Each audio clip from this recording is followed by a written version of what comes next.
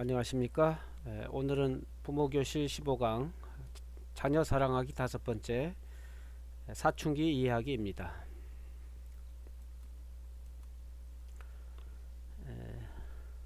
사춘기의 특징을 살펴보겠습니다. 일반적으로 사춘기에 대해서 잘 알려져 있는 걸 보시면 폭풍노도다.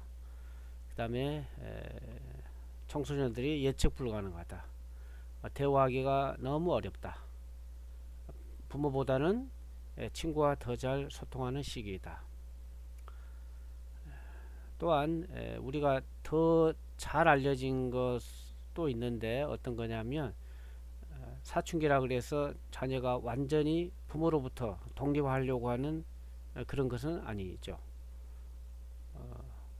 그래서 사춘기에 있는 청소년을 완전히 분리시키려고 하는 그런 것은 옳지 않은 생각이라고 생각합니다. 정상적인 사춘기가 있고 힘든 사춘기가 있는데 정상적인 사춘기는 축하해 줄 만한 일입니다. 원래 사춘기의 그러한 의미를 보면 작은 집을 허물고 큰 집을 짓는 과정이기 때문에 다소의 어려움과 진통이 있을 수 있다는 거죠. 반면에 힘든 사춘기가 있죠.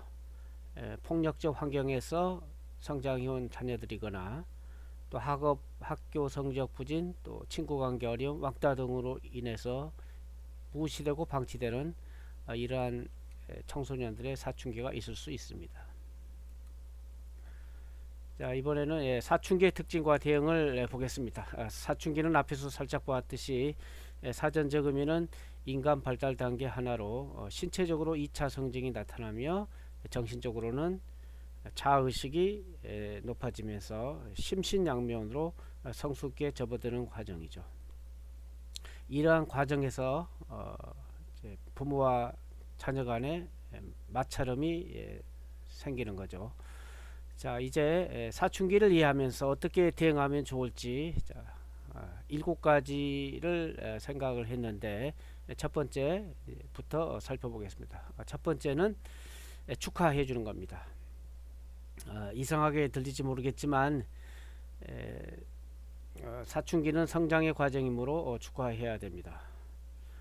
많이 성장했네, 축하해.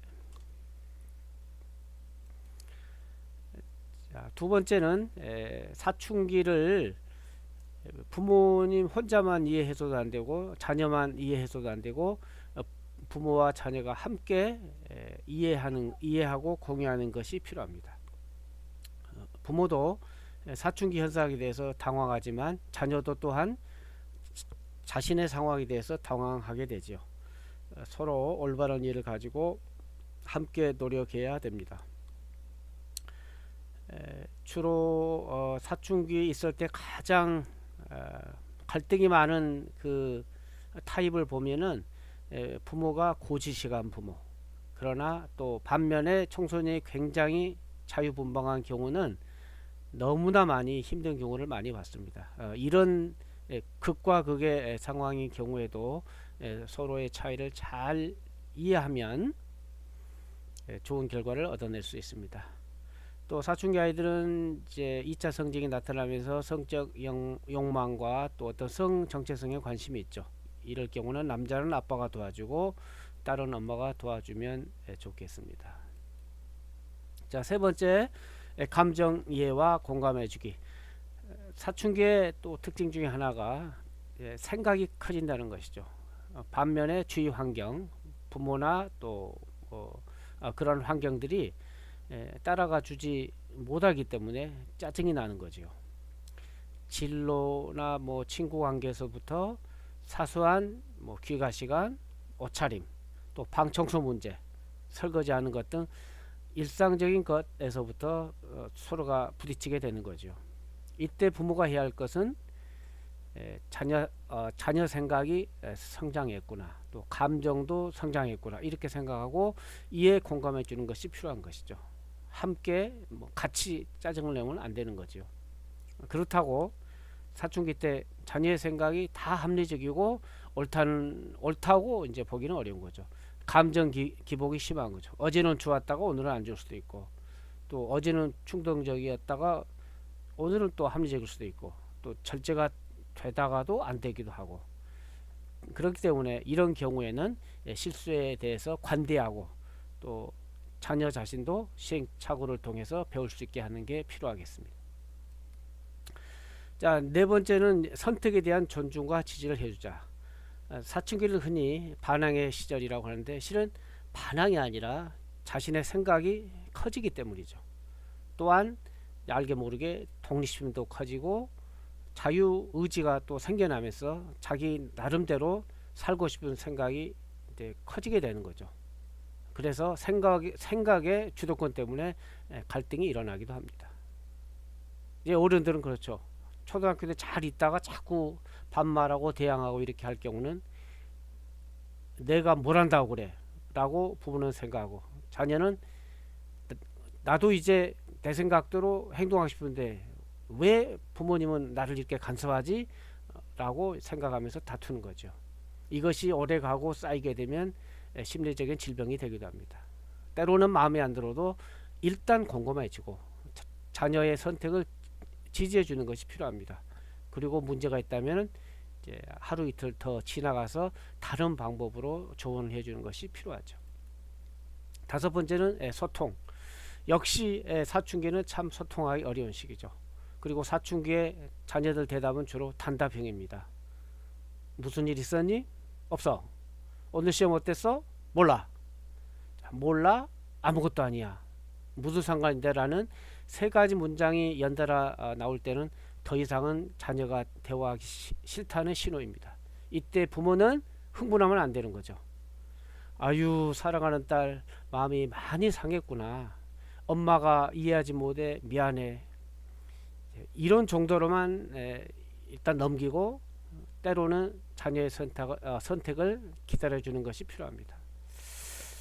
또 깊은 효과적인 소통을 위해서 필요한 것은 감정을 잘 읽어내야 되는데, 밖에 나오는 말로서만 파악하려고 하지 말고 왜 저렇게 말할 수밖에 없었을까라는 그 자녀 깊은 속에 있는 본능적 아픈 감정을 헤아리는 그러한 것이 필요합니다. 그리고 말을 할 때 자꾸 이렇게 지시명령적인 말이 아니라 최대한 아이를 생각해 보는 그러한 지혜로운 말, 기분 좋게 하는 말을 써야 되고, 아이용법 이런 말 들었죠. 아이 메시지. 그래서 너는 왜 그러니라고 이렇게 꾸짖지 말고 너의 그러한 행동 때문에 엄마 내가 아프다 이런 식으로 해야 되는 거죠. 그 다음에 여섯 번째는 이제 훈계할 일이 있죠. 사춘기는 특별히 훈계할 일이 많죠. 모든 것을 다 받아주는 게 또 능사도 아닌 거죠. 자, 훈계의 몇 가지 원칙을 보면, 문제는 세밀하게 지적하되 인격을 못 오가면 안 됩니다. 그리고 오늘 벌어진 오늘의 사건만 얘기하지 너는 왜 그랬니? 항상 언제나 always 이런 식으로 과거하고 미래까지 예측하는 예언하는 그러한 말을 하면 안 되는 거고, 그리고 훈계를 먼저 하지 말고 먼저 잘한 거 칭찬 7개 정도 하면 훈계를 3개, 항상 7대3의 원칙으로 하고, 그 다음에 이걸 교육의 과정으로 삼고 화풀이 대상이 돼서는 안 되는 거 하고, 잘못했을 때는 통제하고 규율이 있다는 것도 또한 가르쳐야 되고, 그러나 여전히 사랑하고 있다는 것을 인식하게 하고, 훈계가 너무 지나쳐 버리면 관계가 멀어지면 이제 안 되는 거죠.